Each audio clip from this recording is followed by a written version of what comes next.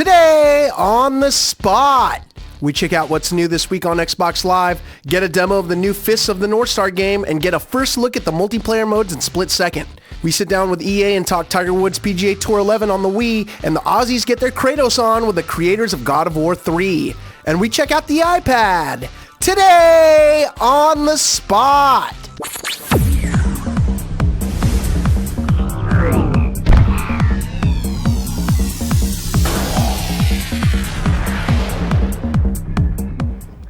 Hey, how you guys doing today? It's another episode of Today on the Spot. I'm Brian Eckberg, and this is Chris Waters. Chris, what's up? Good to see you, man. Brian, I'm psyched to be here. We got a lot on the show today. We're going to blow it up. We're going to blow it up hard. Boom! Boom! And speaking of Fist, that Fist of the North Star demo, a lot of crazy sounds coming out of your desk early this morning. Yep. You folks are going to want to stay tuned for that. But of course, we got to kick it off with Tor Thorson and the headlines. Take it away, Tor. Hey everyone, it's your GameSpot news update for Thursday, April 8th. I'm Tor Thorson. It's been a dozen years since the original StarCraft landed on store shelves, and Blizzard Entertainment is finally putting the finishing touches on the real-time strategy game's first true sequel. Today, the publisher moved one step closer to launch, detailing plans for a regular and collector's edition of StarCraft II, Wings of Liberty, when it debuts later this year. The limited collector's edition of StarCraft II will sell for $99.99, and it includes a number of bonus items. The premium version of the game will include a 176-page art book and a 2GB USB flash drive that comes preloaded with the original StarCraft and its expansion, Brood War. The collector's edition will also pack in a handful of other goodies, like a soundtrack CD for the game, a behind-the-scenes DVD, and an array of exclusive content for Blizzard's revamped Battle.net service. Horror gamers now have a reason to be more apprehensive. Warner Bros. Interactive Entertainment today announced that it is readying Fear 3 for release this fall on the PC, Xbox 360, and PlayStation 3. Unlike previous installments, primary development of the game will be handled by Day One Studios, which worked on the PS3 and 360 console ports of the original Fear.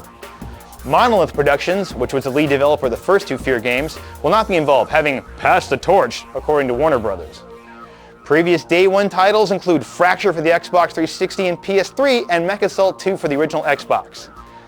And in an effort to enhance the horror element of Fear 3, Warner Bros. Has enlisted horror film director John Carpenter to advise on development of the game. After coming to prominence with the 1978 cult hit Halloween, the filmmaker has been behind the camera for such other cult hits as Escape from New York, the remake of The Thing, and They Live. Unfortunately, though, no Roddy Pipers will be harmed in the making of the game. Well, that's it, your GameSpot news update for Thursday, April 8th. For more headlines, head on over to news.gamespot.com.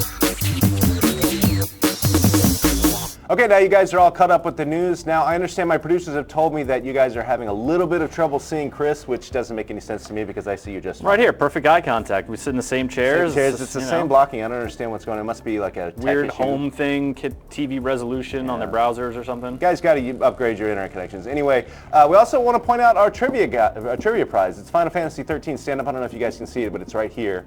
And we'll be giving that away at the end of the show. We'll have a trivia question, all that good stuff. One lucky winner, hopefully with a big living room, will win this. Yeah, and it doesn't just stand up, it also sits down. It falls down, no problem. Boom. That thing's going to be fine. Don't even worry about it. Anyway, we'll be doing that trivia question at the end of the show. Now it's time for This Week on Xbox Live. This Week on Xbox Live brings a demo for the action racing game Blur. The demo is multiplayer only and includes several tracks and cars for you to check out. There are multiple routes you can take and power-ups throughout the levels that give you abilities like speed boost or various weapons to take out your opponents. If you prefer racing hedgehogs to cars, then check out the Games on Demand section, where you can download Sonic Unleashed. This entry in the Sonic franchise tried to bring more of the speed the series had been known for, though, as stated in GameSpot's review, it came out severely lacking and should probably be avoided. If you'd like a slightly better offering, Kung Fu Panda also hit Games on Demand section. This beat-em-up is based on the movie of the same name and does a good job of capturing the look and feel of the film. The combat is simple and the gameplay can get repetitive, but it should still be fun for fans of the movie. In the indie games section, there's the usual show of randomness, with games like Relativity showing some interesting concepts and gameplay as you expand your civilization out into space, taking over new worlds, developing technology, and fighting other aliens. There's also Playing with Humans, which puts you in the role of an alien that must abduct people, destroy cars, and poke random people on the ground. All of these minigames can be played with just the push of a button, though we're not sure why you'd want to. And if that game made too much sense for you, then check out Triple. You float around in various liquid-based levels from ice chests to spilled milk, shooting out different colored dots and trying to make them hit into other colored dots to get bonuses. And finally, in the videos section, you'll find new trailers for Alan Wake, Xenoclash, and Battlefield Bad Company 2. There's the latest. Check back every week for all the new content for this week on Xbox Live. So there's your look at what's new on Xbox Live this week, and now it's into the daily demo. As Brian and I foreshadowed with that epic fist bump earlier, we've got a fist theme game, specifically, Brian. It's Fist of the North Star. Fist of the North Star. Tell us a little bit about it. Well, this is a Japanese import. It came out on March 25th in Japan. And this is based on the classic anime and manga series called Fist of the North Star. And if you were around in the mid-'80s like I was, you remember this. And it's basically about a guy who can kill people by punching them. Punches them really hard? Or like a lot of times, or both? Both. He's got this power where he can touch a guy and his head explodes. Wow. So I hope to see that in action. You might see that. There's definitely some exploding in this game. All right, but give us some context where we're starting off here. Well, it's hard for me to give you context because this game is all in Japanese, so I don't exactly know what's happening in this game. Fair enough. I do know that we're trapped in the desert and this guy's about to cause some, he's about to bring some justice. Okay, and he's going to bring justice with his fists and oh my goodness. And his muscles. Look at that. It's like they wrap all the way, I just don't even. Yeah, he's disproportionate. Yeah. He's definitely thin waist. He's taunting somebody with his shiny fingers. Yeah. So feathered hair, huge shoulders, skinny waist. Yep. Your classic, mid-'80s beautiful hero. Beauty archetype. So basically the setting for Fist of the North Star is a post-apocalyptic world. Okay. And here you're approaching this guy, you're approaching this crowd, and all the blue guys you can see in the minimap, those are like regular citizens. They're being harassed by these punks. Yeah. So it's time to deal some street justice. Exactly. And you only need to deal. I mean, pow. Yeah, that's called in Japanese. That means I kicked your head off. Yeah. Wow. Or at least his mohawk. Yeah, kicked your mohawk off. So you flip the camera around, no problem. But this is a Dynasty Warriors game essentially. So you're being beset upon by hundreds of enemies at a time. And you're just gonna thrash your way through them. Wow, that guy went flying. Yeah, and so I mean it's basically just these guys keep coming. They don't necessarily want to attack you. Yeah, but they want to make threatening poses. They want to menace you. Yeah. And also show off their outfits. My guess is they're taunting you in Japanese, but I don't speak the language, so I don't know. So they just So it depends on your how sensitive you are to being made fun of. That was a bit of a jump kick there. Yeah, I can do that stuff. Okay. Kick him across the world. One more time. Oh, come on. Oh, this guy's gonna he's live. doing his stealthy defensive move. Exactly. You flip the camera on, no problem. Yeah. Okay. Yep. And there's also. And it's quick. Yeah, the guy moves quickly. You only need to basically punch the little peon guys like once or twice and they die, but you can actually punch them over and over and over, and that's kind of fun. Yeah, the overkill aspect. I mean, you are a powerful warrior. Yep. What does a powerful warrior do if not just continue punching long after punching doesn't need to happen anymore? And you'll pick up the occasional pickup. You can actually this is telling me I need to go forward in the next area of the map. But these are like little pickup stations. You can destroy them and pick up like I think that's Picari Sweat. Okay. Or maybe it's skill point. So that regenerates modifier. some skills. Yeah. And more guys to punch. You can do like little jumping attacks. Now, what about these little blue dudes who are getting actually way too close to you? Yeah, these are the citizens. My guess is you're supposed to protect these guys. Mm-hmm. See how like that guy's already dead, but I'm so good I'm punching him while he's dead and standing up. I mean, he's got pigtails. He's asking for it. Yeah. So I can't help notice, but there is a blue glowing aura starting to develop around your arms and waist. So I think that means I have my special attack. Okay. So let me see if I can become completely surrounded, and I'll show you something special. All right, this looks like a situation in which... Is this the worst wall ever? I mean, Brian Ekberg could punch his way through this. That's true. How's it going to stop Fist of the North Star guy? When there's an apocalypse, humanity will lose a certain amount of their technology. Right. And so wall building, I think, in this world at least, has suffered immensely. But it's like plywood and a couple of thumbtacks. So what is it meant to keep out Yeah. or in, or is it just like, That's hey, not trapping nobody. like the high schoolers decide, Now here's a real wall. Now this is what I'm talking about. Some Yeah. spikes, Yep, some metal absolutely. plates, and So what you do here with this is like, okay, it's a big wall. I can't really kick through it. It's got spikes on it. If I run up to it, Sure. ow. Ow, okay. No, that stings. Spike will jack you up. But it's not going to stop me. I'm No. Fist of the North Star guy. Yeah. I can pick up, if I can find what I need here. Yep, pick up this thing. What? That's like a right. giant construction lollipop. Right, and okay, I can throw it. Okay, by wall. Nice. You're gone. And I don't like barrels. So, well, that one just disappeared. That one just disappeared. I don't have time for the It was barrel. so frightened it ceased Okay, to more bad exist. guys. Let me see if I can get surrounded. I'll show you something All funny. right, come on, come on. Okay. Oh my God, will you, one of you please attack me? Okay, ready? Should I just give it to him? I mean, he's clearly asking for it. He He was did the punch only me. one who dared to touch you. Yeah. So, Okay, here we go. It's your turn. oh my goodness. What? Whoa! Yep. You just got Fist of the North Star, son. That- Watch him now. He's gonna. Oh my God! Yeah. You gave that dude the meanest bruise ever. Pause. Demo over. Demo over. I think that's all we need. Yeah, that One was other thing I should point out incredible. is that this game has a sort of a mild violence and a full violence mode. So what did we just see? That was full violence. Okay. In mild violence, they explode like fireworks. Fireworks Really and cute. confetti in there? Yeah, it's really sweet. Wow, it's cute, but also a little bit twisted in its own way. Yeah, there you go. So that's Fist of the North Stars out in Japan. I'm not sure if it's coming out in the U.S. Who knows? Stay tuned to GameSpot.com. Absolutely, We'll tell be you. the first to tell you. Anyway, it's time for another preview. This one's on Split Second. Tyler and I were out at San Francisco to check out the multiplayer aspects of Split Second last night. Here's what we found out.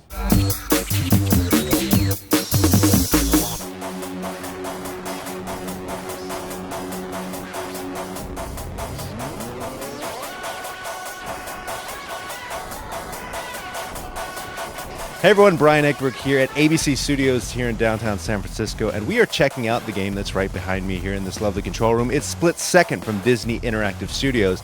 Now, we've seen this game a lot in the past. Just last week we had it on Today on the Spot, and now we're going to check out something we haven't seen before, the multiplayer aspects of the game. So sit back, relax, we'll tell you all about the multiplayer aspects of Split Second.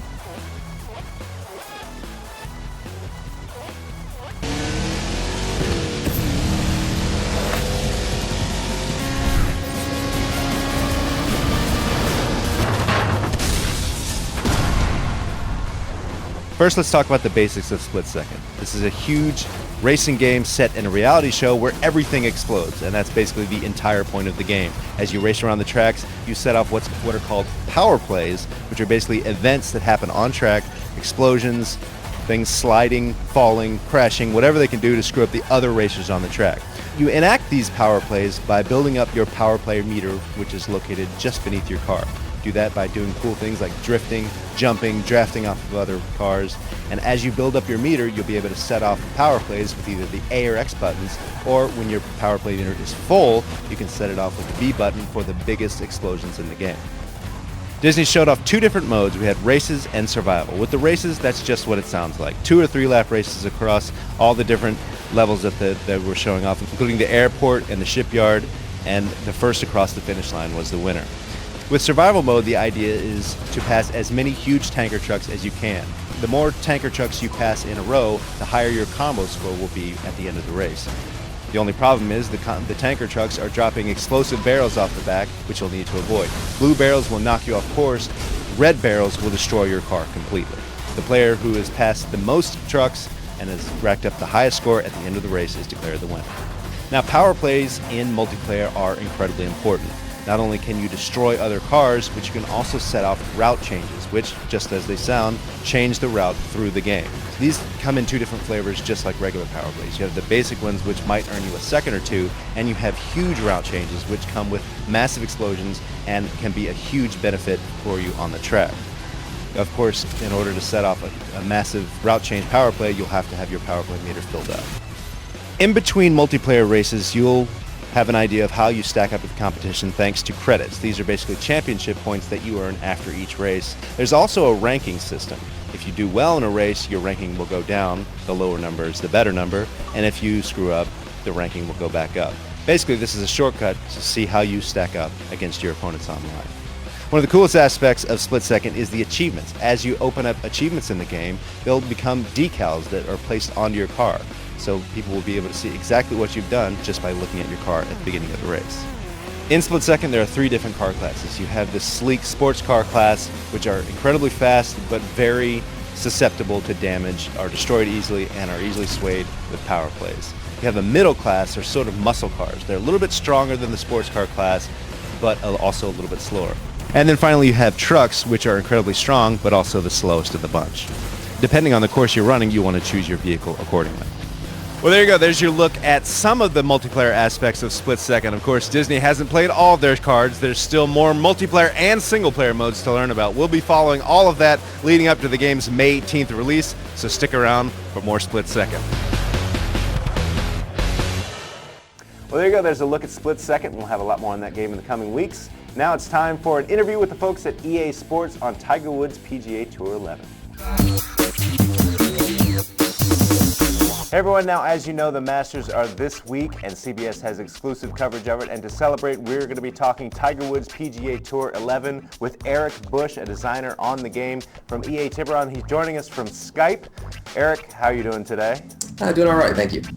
Well, it's great to have you here. It's a great week for golf, and we're definitely looking forward to Tiger Woods. For Wii, it's coming out on all different platforms. We just saw the release of Tiger Woods PGA Tour Online for PC, but this is the Wii game, and you guys are doing a lot of different stuff for this game. The first thing I guess we should talk about is the swing. You guys have really taken what you did with last year's game and improved upon that. Tell us about that. Right, yeah, last year we had great success with the Motion Plus, and this year we kind of evolved that again. We've added in 2 new swing mechanics.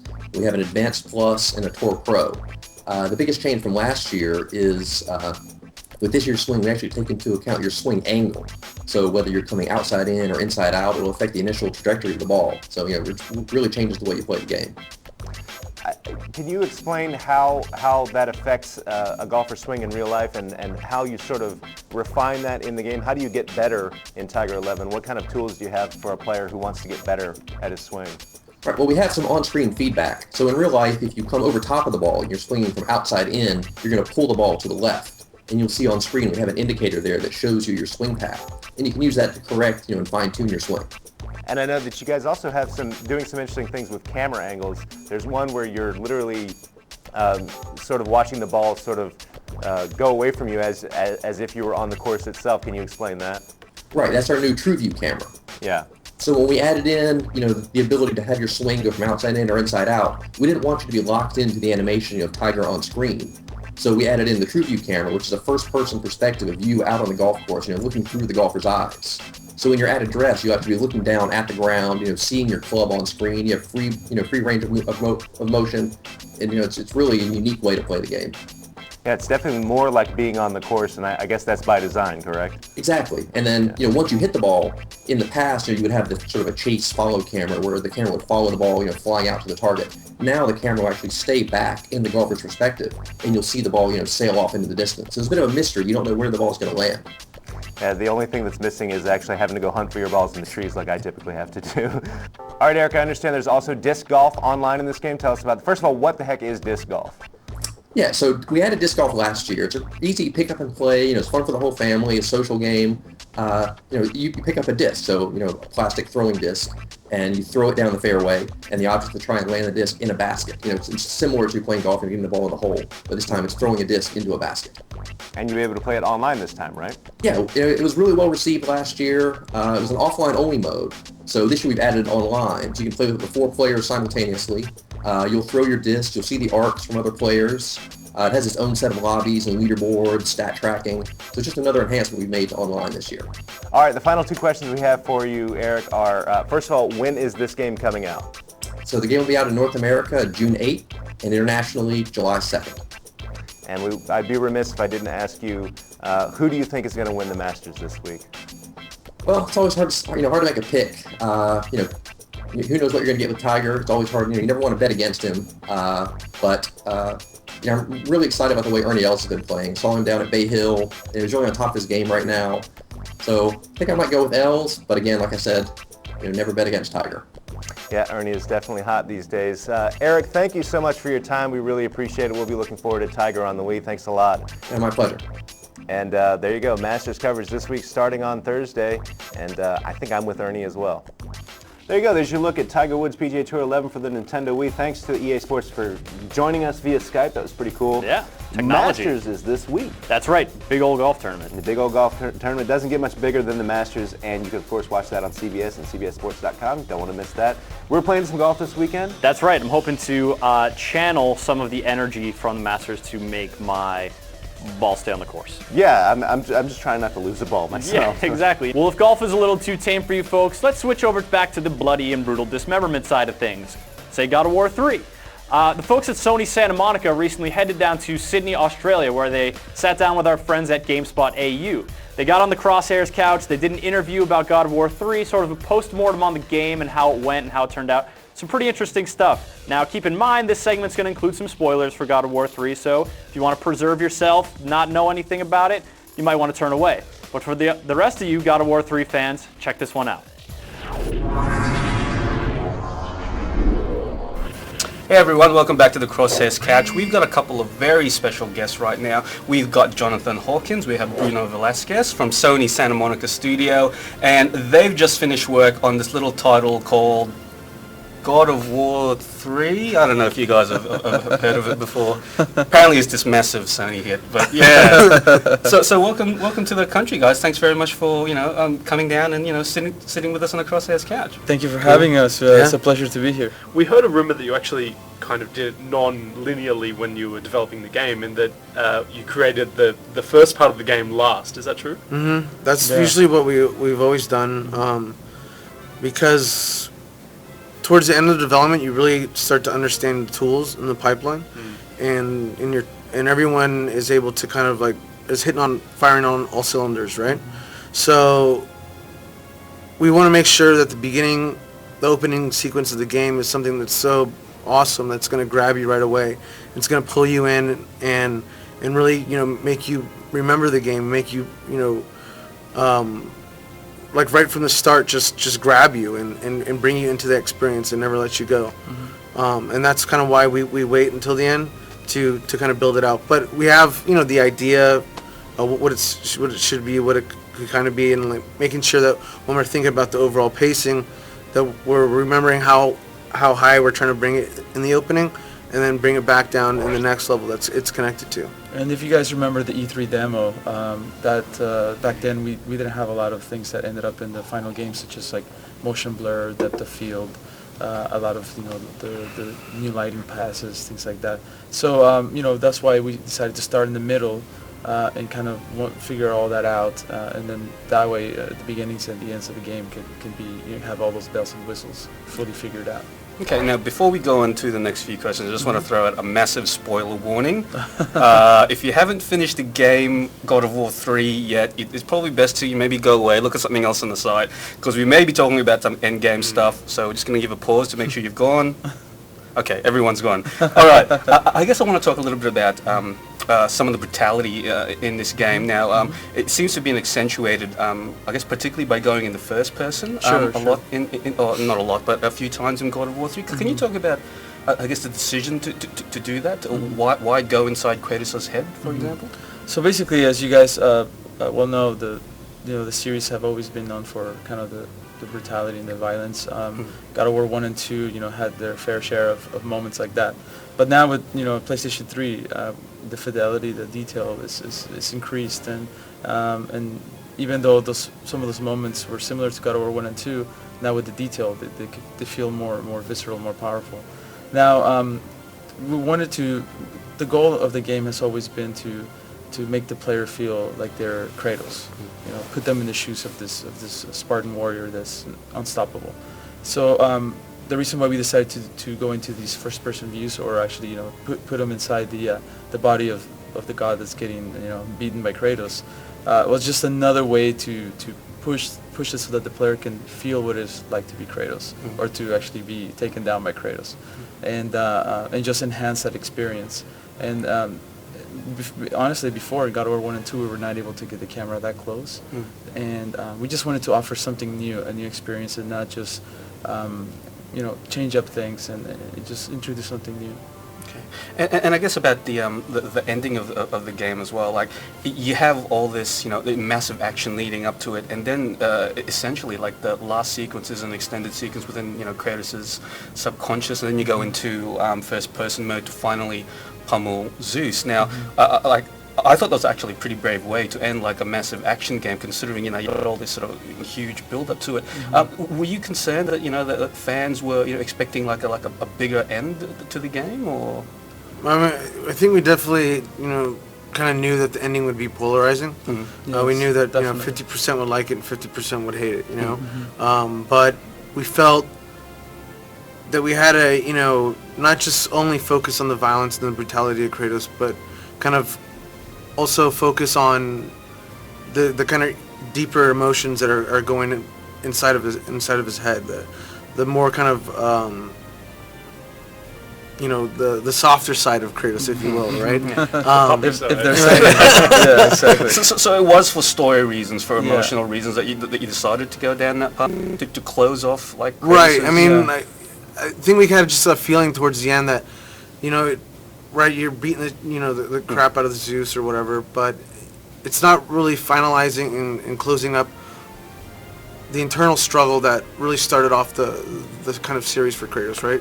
From the beginning, he was trying to get rid of the visions that were like tormenting him inside of his head, and I think it was important that we go back and touch upon a major kind of element of his kind of personal dilemma. And actually, to be honest with you, we were gonna have this, huge fight, and the thing is, we kind of, once things were coming together, we had a chance to kind of look back at the entire game and be like, okay, epic fight, epic, and then towards the end, we felt, let's try to do something, change it up, something a little bit more personal, and actually the whole sequence inside his head was kind of late in the game, and with, Stig decided to put it in there. And then we felt that it was a nice way to kind of tie those loose ends and just kind of think a little bit outside the box, and something that would surprise the player. And I guess a nice way to emphasize the whole Greek tragedy aspect of the series as well. I mean, the whole moment is really about like him finding forgiveness for kind himself. Of forgiving himself, right, because he's so tormented by the actions that he'd committed, right, that he's looking for kind of personal atonement for the sins that he's created, and we're kind of struggling to find that in by telling it through a gameplay way, right? And I think it came up fairly well. I think a lot of people, well, maybe 50% get it and 50% don't. Yeah. It was definitely a surprise, and I think that's what we wanted to do, kind of throw something that was completely different and unpredictable, with to the player. Guys, thank you very much for coming in to the show. We've really enjoyed having you here. Once again, Bruno Velasquez and Jonathan Hawkins from Santa Monica Studios. Thanks very much. It's a pleasure. Thank you for having us. All right, thanks for that, GameSpot Australia. If you want to see the full-length version of that interview, you can check out the GameSpace, the God of War 3 GameSpace. If you want more from GameSpot Australia, check out their video show, Crosshairs. It's really good. Chris Waters, the iPad was released. And into our waiting hands. That's right, we got one. It was released, of course, on Saturday here in the States, and we've got one. And I'm playing currently one of my favorite games, Flight Control HD. Love this game. Is that working out for you well? That angle looks maybe it's not optimal. No, Or I are you trying to be this. like the Flight Control tower, just sort of perched oddly? Yeah, exactly. Except I'm not drinking heavily, and I had no thoughts of suicide. Well, you're still an amateur, I guess. Exactly. Anyway, our own hardware editor, Sergio Shaw, and Giancarlo Veronini got together to talk about all things iPad gaming. Here's what they had to say.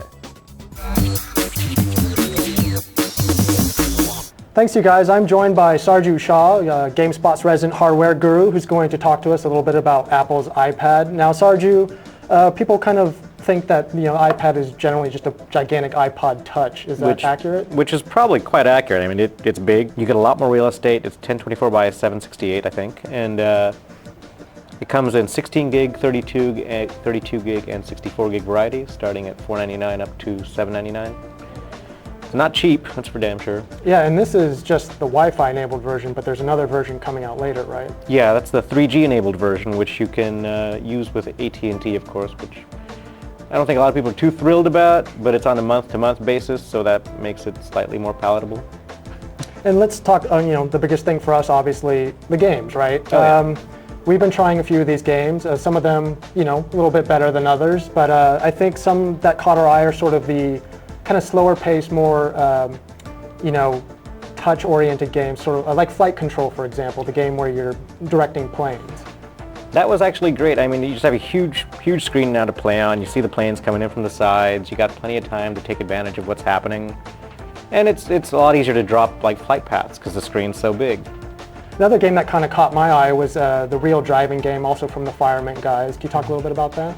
Yeah, basically it's like Gran Turismo-esque. I mean, normal car racing kind of game, but it also incorporated the accelerometer for touch, tilt controls, which doesn't really seem like a lot of fun just because you got this gigantic thing in front of you and you're moving it around. But they also have touch-based controls, which work a lot better. And we've noticed too for some games that they do use the touch control. Like Geometry Wars, for example, uses the touch controls, but the way that you have to hold the iPad in order to play it feels kind of cumbersome. Forget about even holding the iPad. You could leave it on the table. It's just the fact that the controls are sitting in the middle of the screen, which bothered me the most. Well, we ran into sort of a similar problem with the first-person shooter Nova, which not only is it require touch and things like that, but there's just so many different commands on the screen at once. It just kind of makes it difficult to play. And you have your basically like your navigation back, forward, plus rotating. Then you got your attack and jump, and there's a grenade. And since there's no real button to push, you're just sort of sliding your fingers across the screen, hoping you might nail something. It gets pretty hairy, and you're just sort of like, where are my fingers again? Yeah, exactly. And I think for us, one of the things that we want to see is how developers sort of accommodate this bigger screen and kind of get away from maybe using those, trying to shoehorn the traditional controls into the iPad maybe. Yeah. In terms of what we've seen so far, there aren't a ton of iPad games, but the good news is for iPhone owners is that you can actually use your iPhone games on the iPad. Yeah. It basically converts most iPhone games into either a smaller screen like the original size, or you can double it up and it'll take up most of the screen. But it doesn't do any sort of, quality improvements, so it just looks a little grainier, a little blurrier. And in terms of what we've seen in terms of pricing, it seems that the iPhone games generally right now are cheaper and that iPad games are more expensive, but is there any real reason why they should be more expensive? Not really. I mean, if you look at a Flight Control, I mean, they added the 3D element to it, which is kind of cool, but the price went up a lot. And it's basically the same game, even if they upgraded the textures and the graphics. Is it really warrant like I don't know the exact price, I'm guessing at least 4 to 5x increase. So it seems like either way, if you're going to get into the iPad and you're going to get into the gaming aspect, you're going to be shelling out a lot more money than you probably normally would. Yeah, but who knows how long that'll last. I mean, the iPhones are the same way, where games are a little bit more expensive, and then over time you saw everything dwindle down to like the $1, $2, $3 range. My guess is we'll probably see the same thing happen here. Well, Sarju, thank you for joining us. Let's get back to the rest of the show. Well, there you go. There's a quick look at what's happening in gaming on the iPad. I'm still on the fence with that iPad, not sure yet. We'll have to see. I'm going to take that one for a spin a little later. Got to play some Flight Control. It's a great game. I'm going to spin it. Oh, okay. That'll work too. Anyway, it's time for trivia. As we mentioned at the top, we're giving away this huge Final Fantasy 13 cutaway. The trivia question couldn't be simpler. Who is this girl? Guy? Yeah, that's a lady. Pretty sure. Well, it's final. Yeah. Okay. That's a lady. All right. I guess it's confirmed. Anyway, if you think you know the answer, send us an email at onthespot@gamespot.com or fill out the trivia module. First one who gets the correct answer, this person's name, will win this huge cardboard cutout. Be sorry to see it go. One of our best guests. One of our finest guests ever. Great listener. Mm-hmm. Really supportive. Just sort of the strong, silent type. Absolutely. All right. Well, it's about time to wrap this show up. I'm really gonna miss her. Me too. Yeah, she's a nice girl. Yeah. Anyway, we have some good stuff for you guys on Saturday, including a demo of a Final Fight game. You don't want to miss that. There's some stuff we can't talk about yet, but you don't want to miss the Saturday show. It's going to be awesome. For Chris Waters, I'm Brian Eckberg. See you Saturday for another episode of Today on the Spot. Well, if golf is too tame for you folks, let's talk about our man Kratos, the guy who they talked about God of War 3, did sort of a post-mortem, talked about God. Well, there you go. There's a quick look at what's happening on the iPad in terms of... I was staring at her. Beautiful. I respect that. Tune in Saturday for a demo of Final Fight Double Impact, and this week on PlayStation Network.